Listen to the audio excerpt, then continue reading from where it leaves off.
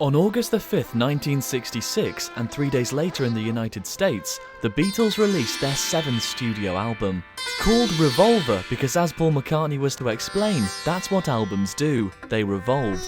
It is considered by many to be the Beatles' finest work.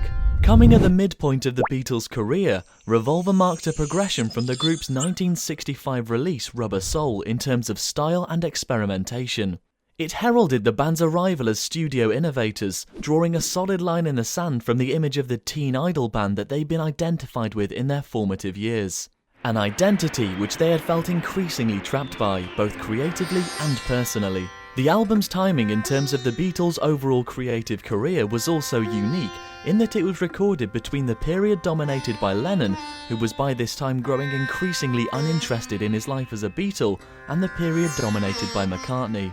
McCartney would provide the group's artistic direction for almost every post-Revolver project, most notable of which being their next studio album, Sgt. Pepper's Lonely Hearts Club Band. In addition to the formidable writing talents of McCartney-Lennon, Revolver contained, for the first time, 3 songs written by George Harrison and heralded his arrival as a significant songwriting force. Taxman opened the album and not only contained perhaps the Beatles' first piece of socio-political commentary, but also a guitar solo by Paul McCartney, which was unlike anything else the Beatles had done to date, and effectively announced a sweeping shift in the essential nature of the Beatles' sound. Harrison's interest in the music and culture of India had inspired him as a composer, resulting in his biggest musical departure, Love You Too, the first of 3 Beatles songs by Harrison in the style of Indian music.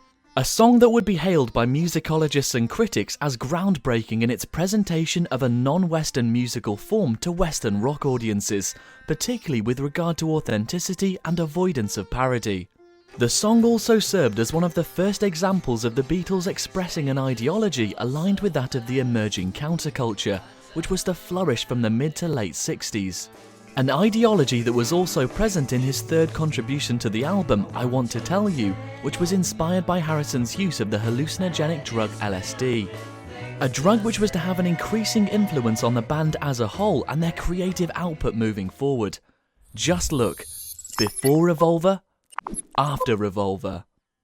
This alignment of the stars, so to speak, within the band in terms of the songwriting responsibilities and creative input is one reason that many look to Revolver as being the album that best represents the band as a whole at the height of their collective powers.